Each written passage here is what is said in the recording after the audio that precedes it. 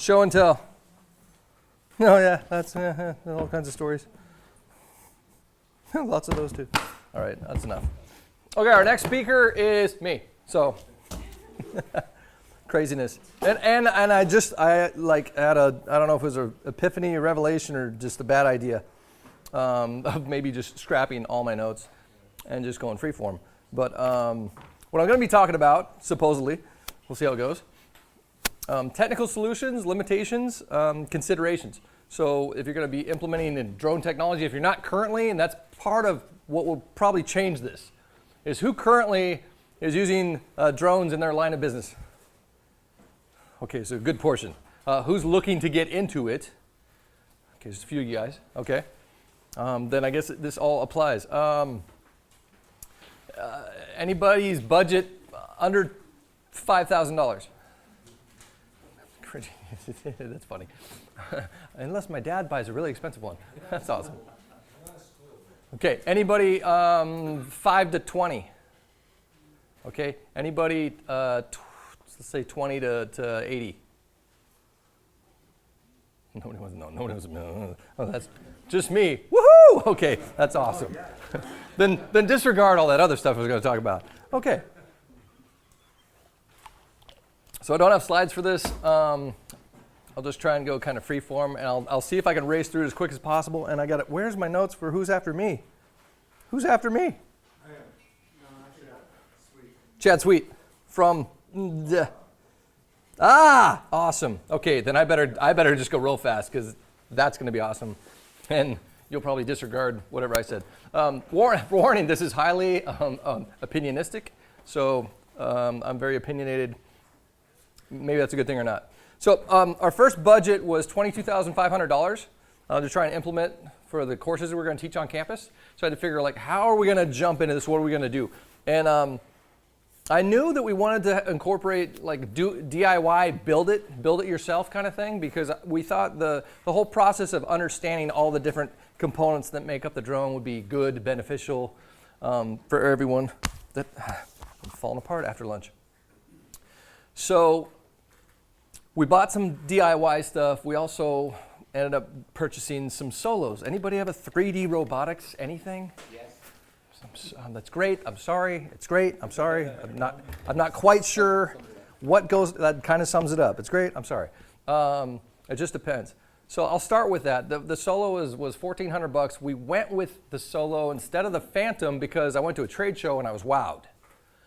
And I know better than when I go to a trade show and I'm wowed that I should be concerned somewhere in there if it's brand new. I've been in technology for decades now. I've seen really good products get passed over by an inferior product with a better marketing plan that became the industry standard, which is a bummer. I don't know anyone, the media studies department would be ticked at me, but anyone ever heard of Avid? It's a video editing program. Anyway, people love it. Crazy. But that got glossed over. And when I went to trade shows back in the 90s, early 90s, I was like, wow, that's a marketing blitz. So I think I got blitzed by 3D robotics. That was one of the first things we jumped into. One, I knew that I wanted to get a gimbal. And when we do stuff with my classes, we start off with no fixed camera. So no gimbal. You can't even trigger it from the ground. So you have to basically go into the camera and change it to like once every 5 seconds. And I have the students do that once. And I go, okay, are we done? Because you're never doing that again. So forget that. That's a bad idea. And then you find out you need to have at least a gimbal so you can have control on the ground. And doing all the DIY stuff, we're putting things together is like, okay, so we got all this, but we need to be able to see everything on the ground. So now we need video transmission, and then we want the telemetry data, and it just became ridiculous when your phone's computer is way more powerful than all the other stuff that you're putting on there. So to do the do-it-yourself kind of versions of things, we were like, that's just a bad idea for what we're trying to do. Is it a learning thing? Yes. If I was teaching engineering, then sure, we should tear these apart, put them all back together. That's probably valid. If it's, do I need to use it as an operator? And that's what I'm trying to get out. So in our curriculum, I'm mainly trying to get operators, and I'm trying to get operators into various industries. So that's kind of my slant. So that's why I have a lot of bias towards some of this stuff. issues that we ran into. So I'm trying to race through these if I can. I'm only on the solo. This is terrible. The solo's gimbal goes up and down, but it actually doesn't go left and right. So you have to steer the bird to go right and left, which is kind of ridiculous. I went to one seminar, and I'm being filmed. Maybe I shouldn't say these things. If you're watching, take this as constructive criticism. Okay, so I'm going to get rid of that because it keeps flying around. Person saying, a single operator should be able to do everything. And I'm like, no, man, that's crazy talk.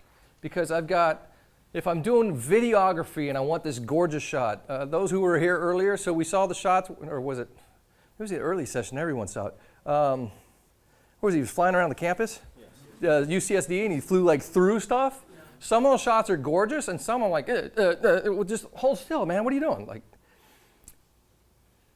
you need dual operators, in my humble opinion, to create a very good shot. If you're coming in from distance, you have to come in at speed, otherwise it looks like it's moving so slow. And as you come in, you got to slow down so it doesn't look like you're massively coming in.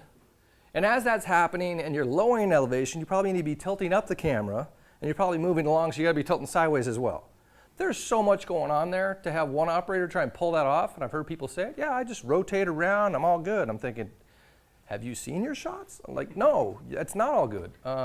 But one of the problems when I'm looking into, getting into this stuff is that there's a lot of novices who are jumping into stuff.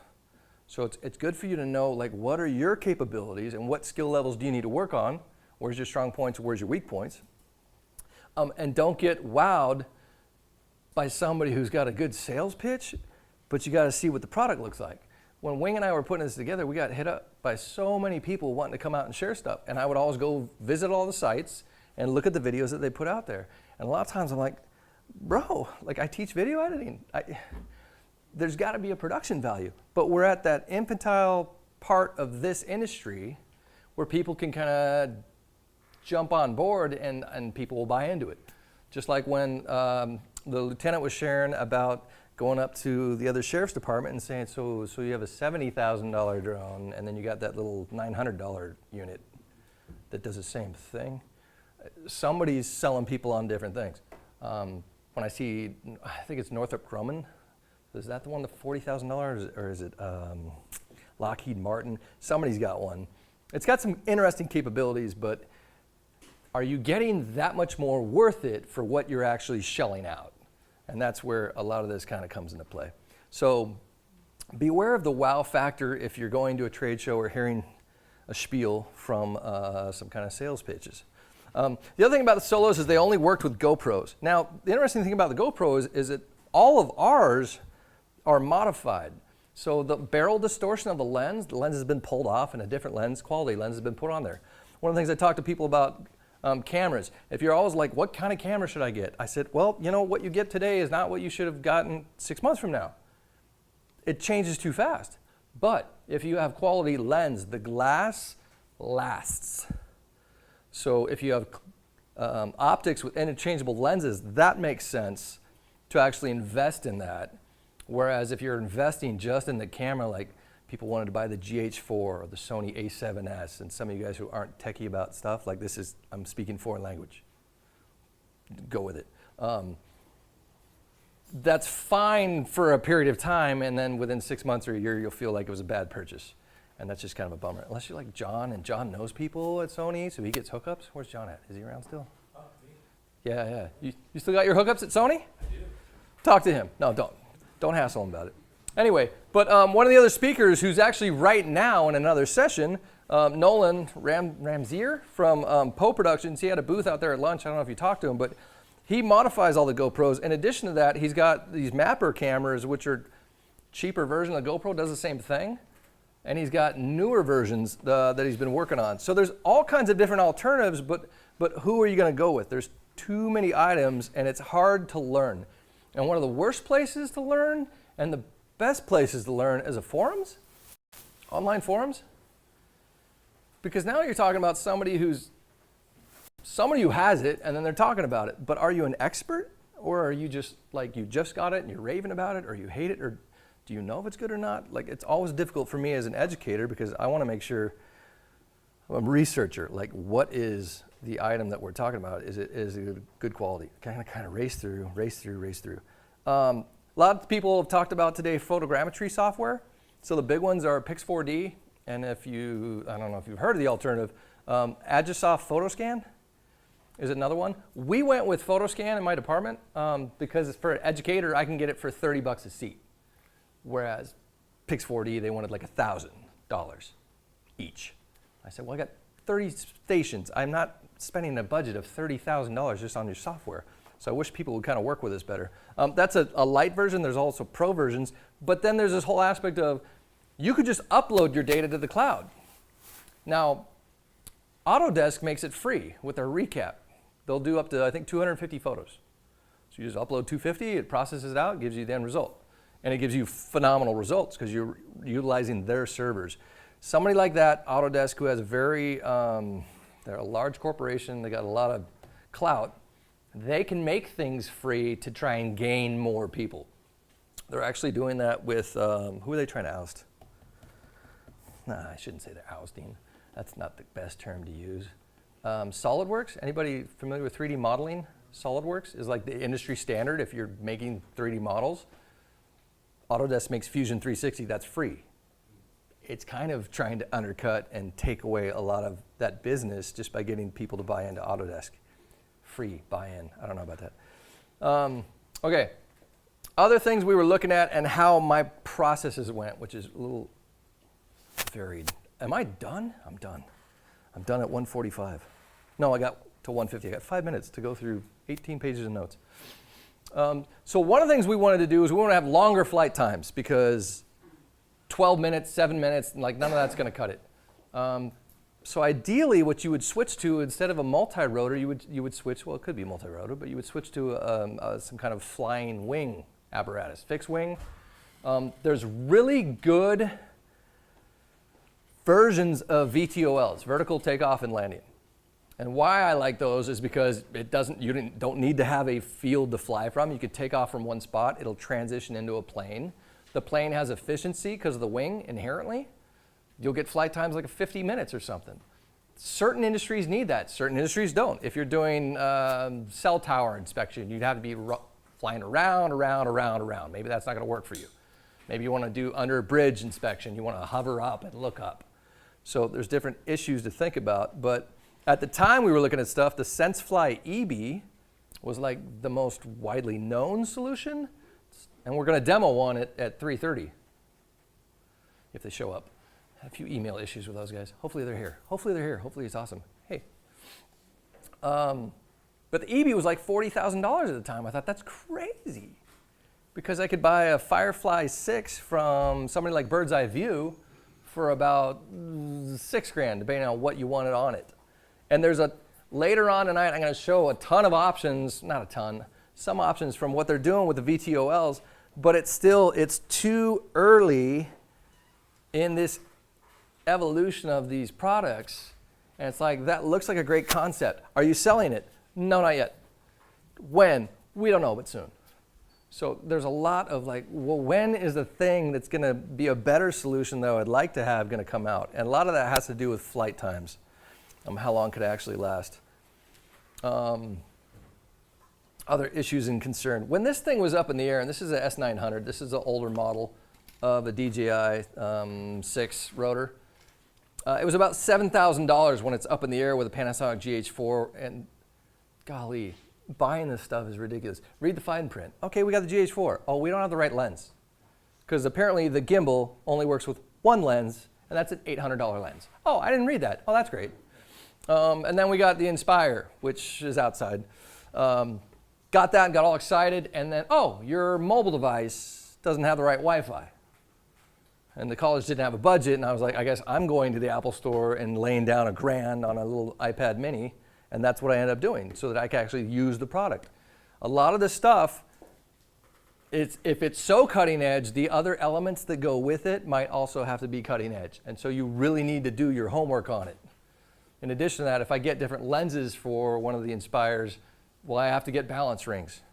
And those are separate. They're only $7, but you get all this stuff, you're super excited, and you told the client, yes, I will be there on Thursday, and we're filming this because it's all arriving on Monday, and I'll test it on Tuesday. And then you don't have the balance rings, now you feel like an idiot. So looking at all the detail with what these companies are offering is something you have to do. You got to read the fine print. If you don't, you're going to find yourself in a bad situation. Visiting trade shows and conferences and talking to people is great. Just don't get oversold on something. There's a lot of shifty critters right now who just realize, like, I can capitalize on the fact that everyone's trying to get in and they don't know a lot, so I'm going to use the fact that you don't know a lot and I'm going to manipulate that to my benefit. That's not good. And I see that a lot. What else can I tell you as I try and finish up in a minute and a half? Oh yeah. It got to the point where we decided, you know what, we need to have something that has obstacle detection and collision avoidance. The only thing on this Inspire is there's a couple cameras on the bottom of it, so it can sense like proximity of the ground, but it doesn't necessarily avoid things. The newer ones do have them. Some have them, only on the front.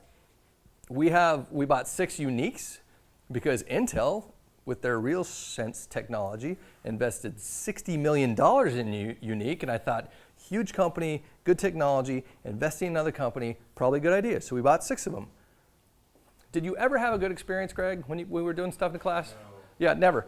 So again, it's like the Solo again. What a great idea. We should grab that because it's new. And the problem is we're buying stuff right when it's coming out, and I'm finding that was just a bummer.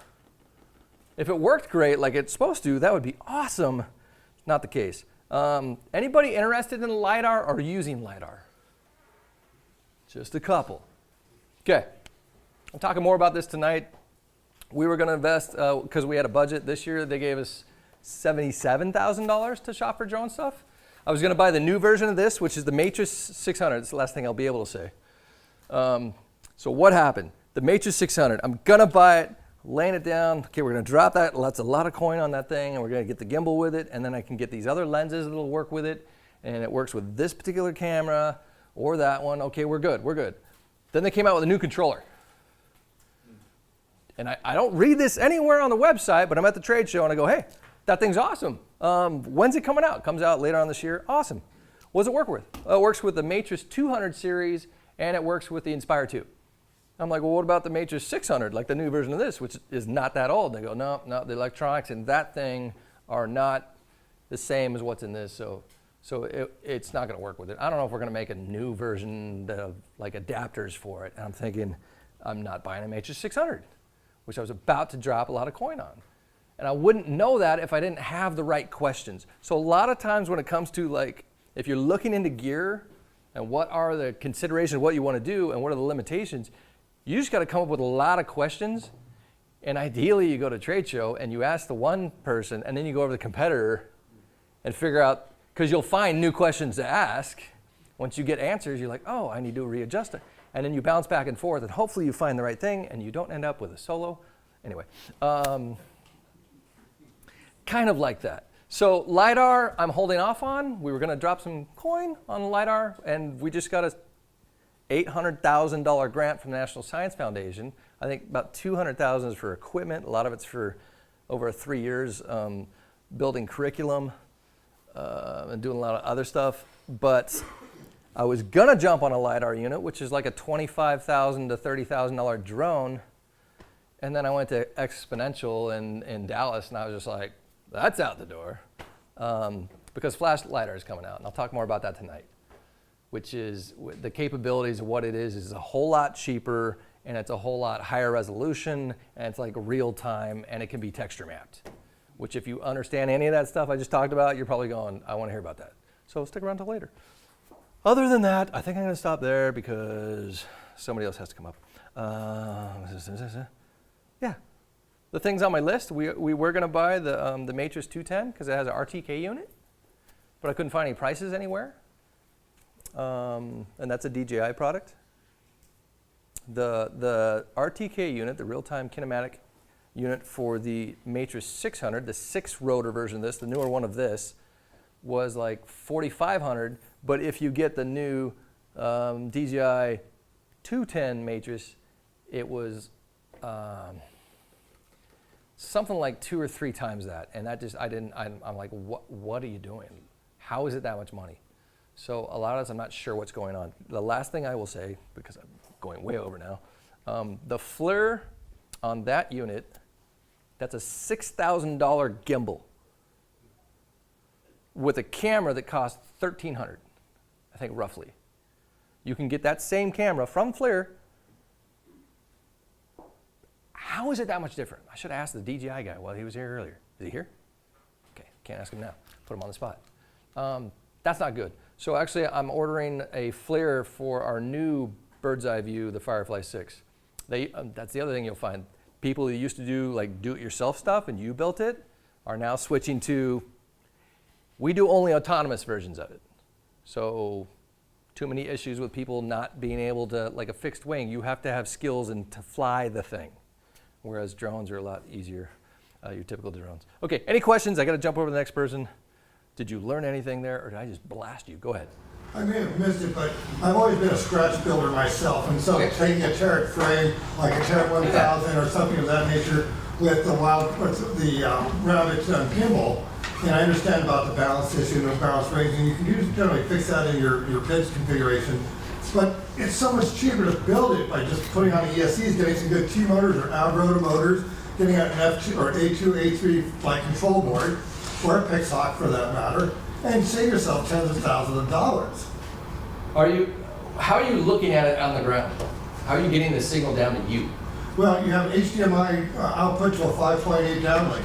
Okay, is that how you're doing it? Yeah, right now. Okay.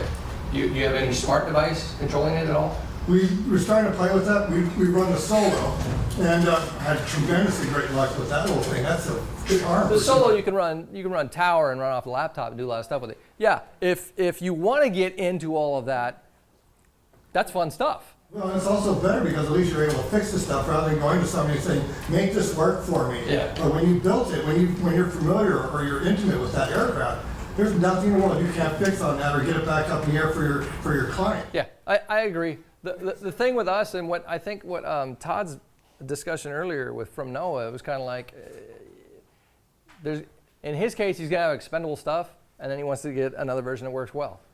So if it's going to be trashed, is that okay? There's people who love the DIY, and that's great, that's golden. If that person isn't with the rest of the crew, and you're sending out multiple crews, you're going to have a problem. The thing about the DJI, like, I would rather everything was US made and built, and I was supporting the US. I end up supporting China way more than I think I should be supporting China. I don't know, that's good or bad, it's up to you. But the stuff works. Barely ever have I had an issue with like the Inspires. We had major issues with the A2 on this guy. And we're not sure if there's some weird interference on our campus, but at about 3.5 minutes into a flight, it would just take off. And we would have to counter its movements with the sticks, countering that and bring it back down. As if we were flying. Yeah, it was super strange. I sent all the stuff back. It came right back to me. They said, nothing's wrong with it. They sent me a new A2. Exact same thing happened. So I'm thinking, do we have some weird funk going on in the football field? Whatever. So I see your point. And yeah, if you want to be DIY, all about it. Gus, are you still like largely, does that? Some for clients, but honestly, I fly Mavic most of the time. It's simple, it's easy to use. If something goes wrong, it's under a bed to replace it. So. There's some people, like it's a natural pleasure just to work on that stuff, and that's great. And other people are like, dude, I need it to work now. I can't mess with it. I need to turn it on. It needs to function. So it's a valid point. My stuff works. That's good. That's good. Anybody else? Any other questions? I'm very opinionated. You're welcome to ask them, but I'll throw it out there. No? Okay.